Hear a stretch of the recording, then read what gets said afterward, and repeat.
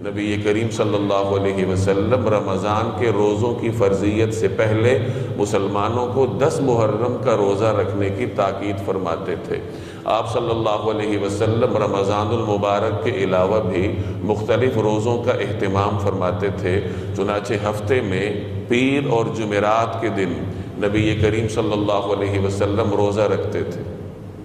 یہ ہفتہ وار 2 روزے ہیں جو رسول اللہ صلی اللہ علیہ وسلم مستقل طور پر رکھا کرتے تھے، اور ماہانہ بنیادوں پر آپ صلی اللہ علیہ وسلم 3 روزے رکھا کرتے تھے۔ ایام 20 کے 3 روزے، 13، 14 اور 15، یہ جو 3 دن ہیں ان کو ایام 20 کہا جاتا ہے کہ جن دنوں میں چاند روشن ہوتا ہے، تو ان دنوں کے روزہ جناب رسول اللہ صلی اللہ علیہ وسلم رکھا کرتے تھے، اور صحابہ کرام میں بھی ان 3 روزوں کا رواج تھا۔ آج بھی آپ عربوں کو دیکھیں گے کہ وہ پیر اور جمعرات کے روزے بھی رکھتے ہیں ہفتہ وار، اور ماہانہ بنیادوں پر ایام 20 کے روزے رکھا کرتے ہیں۔ یہ ہمارے ماحول میں اس سنت کی کمی ہے، تو کوشش کرنی چاہیے کہ اللہ جل جلالہ اس سنت کو زندہ کرنے کی بھی ہمیں توفیق دے۔